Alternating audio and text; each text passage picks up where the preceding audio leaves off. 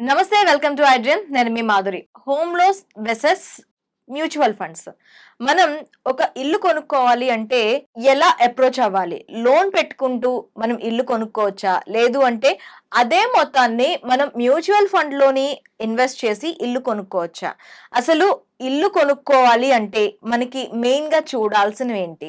మన ఫైనాన్షియల్ స్టేటస్‌ని ఎలా బేస్ చేసుకొని ఇల్లు మనం ఒక రూపాయి కూడా కట్టకుండా ఇంటిని ఎలా కొనుక్కోవచ్చు? డీటెయిల్‌గా చెప్పడానికి మనతో పాటు ఉన్నారు Ramesh Pasupuleti, personal finance professional. తనని అడిగి డీటెయిల్‌గా తెలుసుకుందాం. హలో అండి. Hi madam.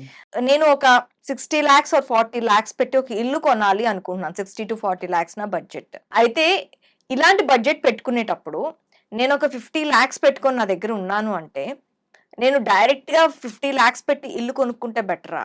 లేకపోతే మ్యూచువల్ ఫండ్స్‌లో ఆ మనీ ఇన్వెస్ట్ చేయడం బెటర్ అంటారా? డెఫినెట్లీ అండి. చాలా మంచి క్వెషను.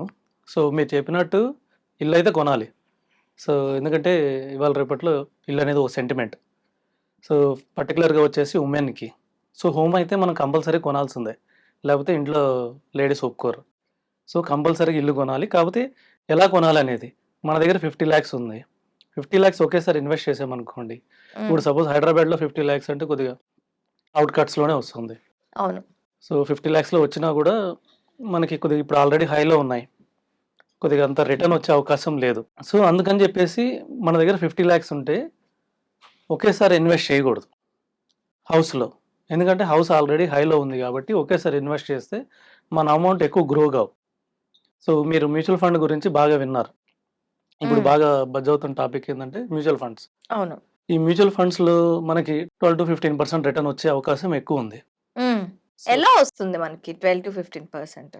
12-15% అంటే మేడం మనకి యాక్చువల్‌గా మనకు ప్రెజెంట్ ఉన్న మార్కెట్ సిట్యుయేషన్స్ ప్రకారం లాస్ట్ 5 ఇయర్స్ అయితే ఆల్‌మోస్ట్ 20-30% రిటర్న్ ఇచ్చాయి హ్మ్. హ్మ్. కొన్ని funds. So, on an average 20% return ఇచ్చాయి. సో, మనది growing economy.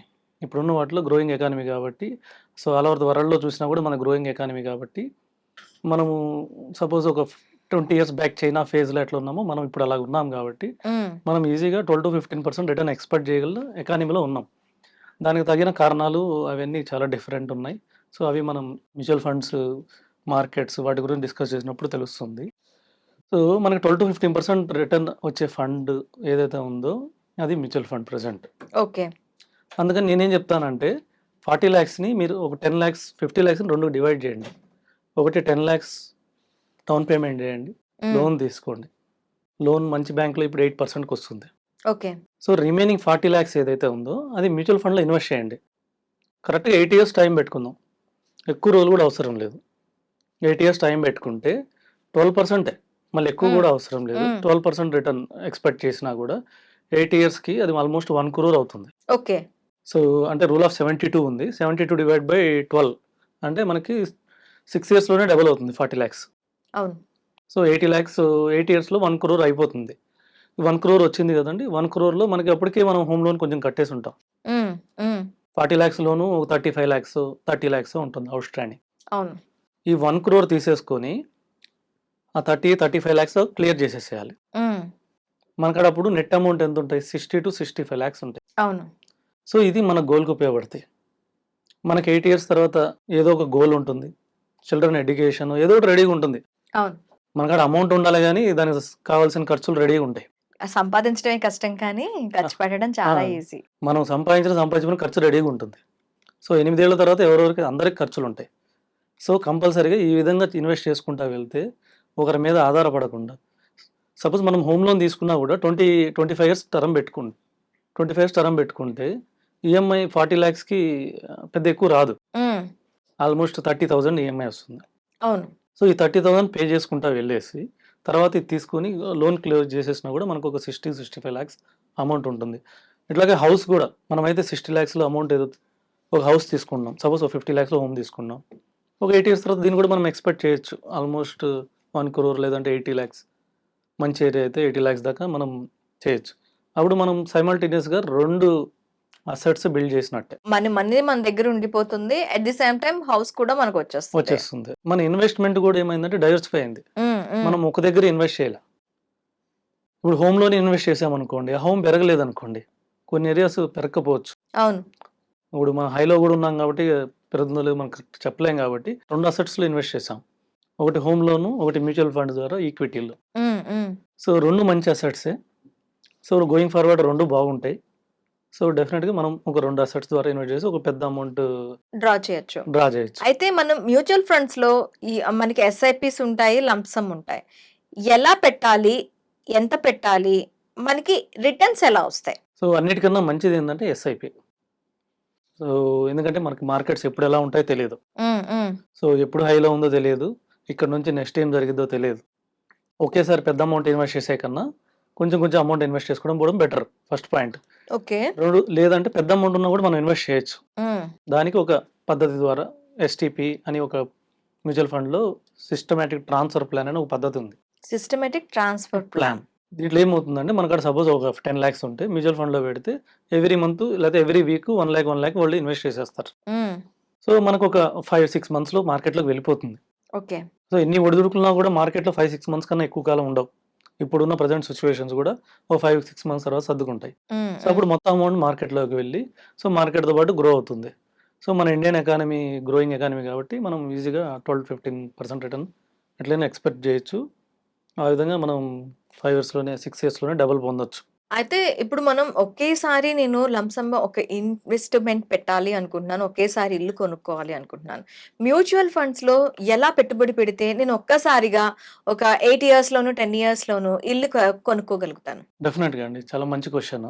First of all యాక్చువల్‌గా టెక్ పీపుల్ హ్మ్. ఇప్పుడు జాబ్‌లో జాయిన్ అయ్యే వాళ్ళు ఉంటారు. సో వాళ్ళేందంటే 5 ఇయర్స్ తర్వాత, 10 ఇయర్స్ తర్వాత ఇప్పుడు ఆల్రెడీ మ్యారీడ్ పీపుల్ వాళ్ళందరూ ఇమ్మీడియేట్‌గా బై చేయాలని కోరుకుంటారు. హ్మ్. హ్మ్. కానీ ఇప్పుడే జాబ్‌లో జాయిన్ అయిన వాళ్ళు ఒక 5 ఇయర్స్ తర్వాత ప్లాన్ చేస్తారు. అవును. వాళ్ళ దగ్గర ప్రస్తుతానికి అమౌంట్ ఉండవు. హ్మ్. అట్‌లీస్ట్ లోన్ తీసుకొని కొనాలన్నా కూడా డౌన్ పేమెంట్ కావాలి వాళ్ళకి. అవును. దానికోసం ఏం చేయాలంటే మంత్లీ సేవ్ చేయాలి. హ్మ్. ఒక మ్యూచువల్ ఫండ్‌లో సిస్టమాటిక్ ఇన్వెస్ట్‌మెంట్ ప్లాన్ ద్వారా ఒక 50,000 హ్మ్. అవకాశం ఉంటే 50,000 ఇన్వెస్ట్ చేయాలి.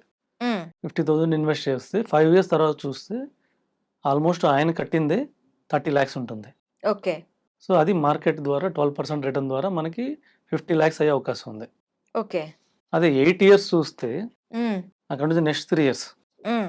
అంటే ఇప్పుడు అతను కట్టేది ఆల్మోస్ట్ ఇయర్‌కి 6 లాక్స్ 8 ఇయర్స్ 48 లాక్స్ కడతాడు. హ్మ్. సో 8 ఇయర్స్ తర్వాత చూస్తే 1 క్రోర్ ఉంటుంది. ఓకే. అబోవ్ 1 క్రోరే ఉంటుంది. అంటే మనకి 50% ఎక్స్‌ట్రా ఇన్‌కమ్ మనం చేయొచ్చు. చేయొచ్చు. ఓకే. అట్లాగే 8 ఇయర్స్ మనం గాని కట్టుకుంటా వెళ్తే 8 హ్మ్. ఇయర్స్ హ్మ్. తర్వాత అతను మ్యారీడ్ అయ్యి ఒక చిల్డ్రన్స్ అట్లా వచ్చినప్పుడు 1 క్రోర్ పెట్టి హౌస్ తీసేసుకోవచ్చు. అది 50,000 అందరూ అఫోర్డ్ చేయలేరు కదండీ!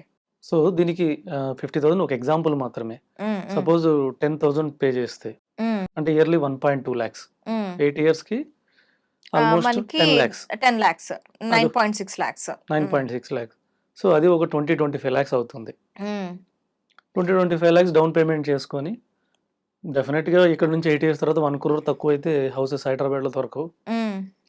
ఇప్పుడే మనకి 50, 60 లాక్స్ ఉన్నాయి. లేదు అంటే ఆ 25 లాక్స్‌లోనే ఒక 10 లాక్స్ మనకి డౌన్ పేమెంట్ పెట్టి మిగతా 15 లాక్స్ మళ్ళీ లంప్ సమ్‌లో పెట్టుకొని మీరిందాక చెప్పినట్టు 12% ఆర్ 15% ఇంట్రెస్ట్‌కి మళ్ళీ దాన్ని రైజ్ చేసుకోవచ్చు. చేసుకోవచ్చు. డెఫినిట్‌గా ఒకటి గుర్తుపెట్టుకోవాలి. ఇక్కడ నుంచి 8 ఇయర్స్ తర్వాత ఇన్‌ఫ్లేషన్ తీసుకోవాలి మనం. హ్మ్. హ్మ్. ఇప్పుడు 50 లాక్స్, 60 లాక్స్ ఉందని ఈ లెక్క మీద మనం ఇన్వెస్ట్ చేయకూడదు. హ్మ్. మనం చూడాల్సింది ఏంది ఫ్యూచర్‌లో కావాల్సింది ఏందంటే 1 క్రోర్ కావాలి. హ్మ్. ఇప్పుడు 50 లాక్స్ ఉన్న హౌసే 8 ఇయర్స్ తర్వాత 1 క్రోర్ ఉంటది. హ్మ్. ఎందుకంటే ఇన్‌ఫ్లేషన్. అవును. సో 9% ఇన్‌ఫ్లేషన్ ఉంది. హ్మ్. 9% ఇన్‌ఫ్లేషన్ అంటే ఆల్మోస్ట్ 8 ఇయర్స్‌లో డబుల్ అయిపోతుంది. హ్మ్. సో 1 క్రోర్ కావాలంటే మినిమమ్ మనం ఇక్కడ నుంచి 10,000 ఇన్వెస్ట్ చేయాల్సిందే. ఓకే.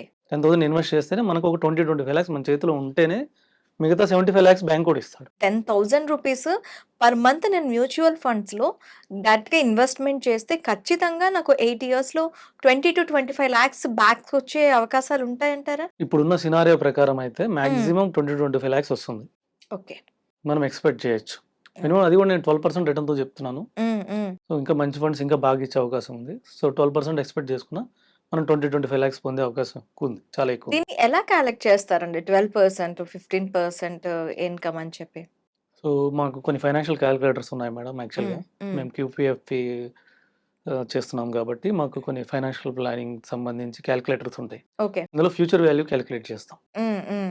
8 ఇయర్స్ తర్వాత ఫ్యూచర్ వాల్యూ ఎంత కావాలి? ఓకే. 1 క్రోర్ కావాలి. లేదంటే 20 లాక్స్ కావాలి. హ్మ్. దానికి ప్రెజెంట్ ఇప్పుడు ఎంత ఇన్వెస్ట్ చేయాలి? హ్మ్. మంత్లీ ఎంత ఇన్వెస్ట్ చేస్తే ఇది 20 lakhs 25 lakhs ఇస్తుంది అనేది వీటి ద్వారా మేము క్యాలిక్యులేట్ చేసి చెప్తాం. ఓకే. దాన్ని బట్టి ఎగ్జాక్ట్ ప్లాన్ చేసుకుంటే పర్ఫెక్ట్‌గా రీచ్ అయిపోతాం. ఓకే. ఓకే అండి. థ్యాంక్ యూ రమేష్ గారు. Thank you madam.